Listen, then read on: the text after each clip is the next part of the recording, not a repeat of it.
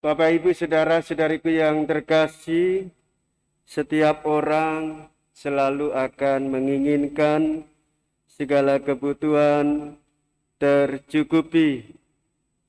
Namun hendaklah tidak berlebihan. Cukup itu saja sudah sungguh membahagiakan. Seperti dalam doa Gereja Katolik yang diwartakan bersumber dari Tuhan Yesus sendiri. Berilah kami rezeki secukupnya.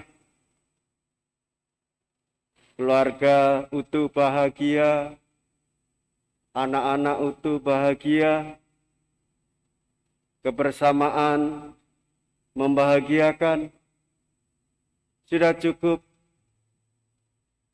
Dan gereja mendidik kita supaya tahu batas.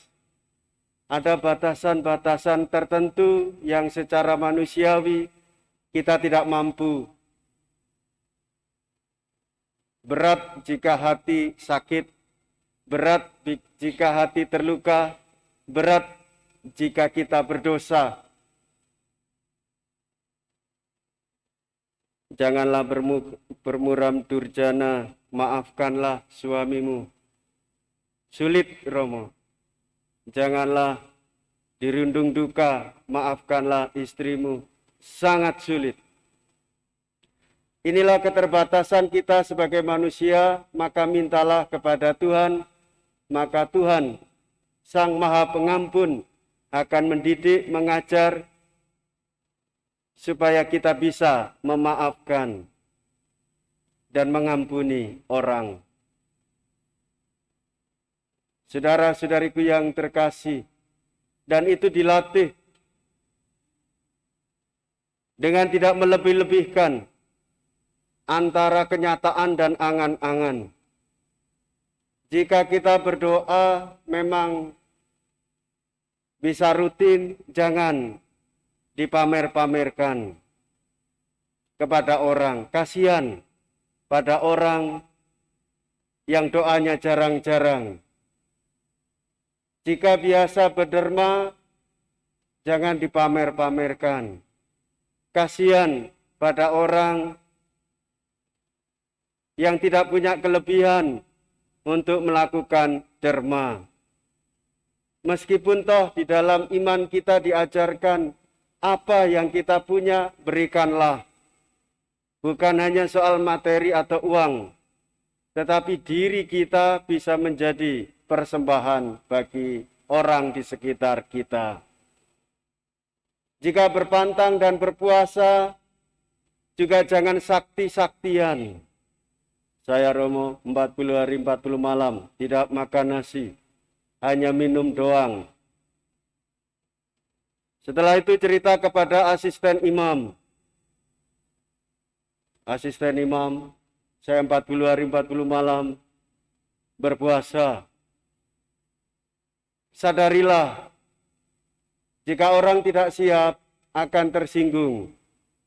Pamer membawa dosa dan dosa itu bisa menular. Ya kono biasa doa, aku ora biasa. Ini sudah menimbulkan kepanikan dalam diri dan pelan-pelan ngerasani. Dek iki doa terus, tapi sombongnya minta ampun, pamer. Mentang-mentang sugih, nek kolekte diketok-ketok ke.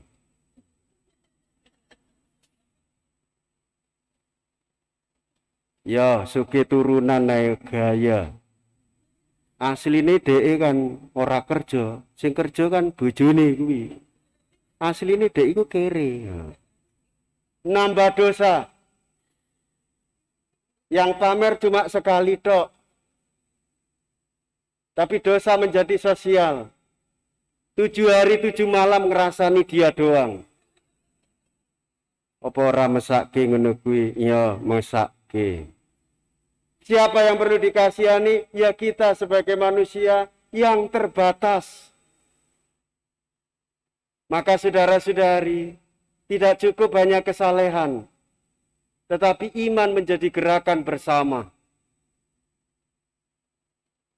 Jika ada orang yang tidak bisa berdoa, justru kita yang mendoakan. Jika ada orang yang kesulitan dalam berpantang dan berpuasa, bertanya, dan berikan penjelasan dengan sederhana. Puasa kita 2 kali cukup. Kalau aku lebih, enggak apa-apa ya. Soalnya aku dulu itu enggak cuma 40 hari 40 malam. Sampai setahun saya itu selalu berpuasa. Jangan tersinggung. Senin Kemis sepanjang tahun, 10 tahun aku berpuasa pakai gerakan begini. Tambah loro kabeh. Langsung gemes. Sabar. Tuhan Yesus yang mengingatkan kita. Doakanlah. Karena masalah tidak ada di luar, masalah ada di dalam diri kita. Allah yang tersembunyi akan melihat hati kita. Jika kita tulus berdoa, jika kita tulus berpantang, jika kita tulus di dalam derma dan kasih persaudaraan, maka Allah akan memberikan upahnya. Berapa persen, Romo? Jangan persentase. Hidup ambekan itu sudah membahagiakan. Bangun tidur, syukur kepada Allah. Bisa kerja, syukur kepada Allah. Dipecat sama bosnya, itu orang beriman. Waduh, saya senang kalau ada jawaban seperti itu. Nanti datang kepada Romo, Romo saya dipecat. Baik, nanti saya akan cari bos siapa yang bisa menerima kamu. Didoakan. Kita bekerja sama.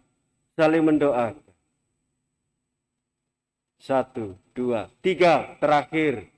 Karena sudah dipesan. Kalau khotbah jangan panjang-panjang.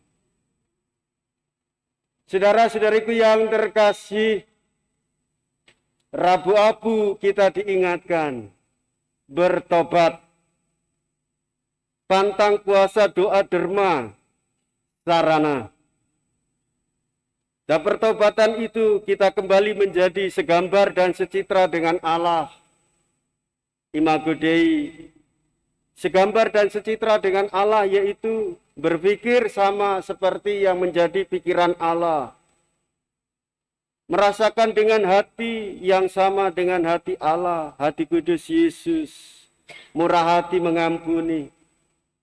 Dan bertindak bebas. Bebas secara iman Katolik adalah bebas mengasihi Allah dan bebas mengasihi sesama. Hati-hati, musuhan itu biasanya ngajak pasukan. Seperti tadi di bagian nomor 1, mentang-mentang sugi, nek kolekte diketokke. Begitu. Saudara-saudariku yang terkasih, gereja menandai kita secara simbolik. Kita ini berasal dari tanah kembali kepada tanah. Debu kembali kepada debu. Artinya kita terbatas.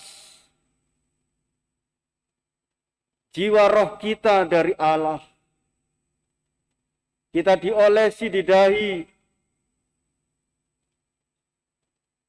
dengan abu supaya kita tahu diri.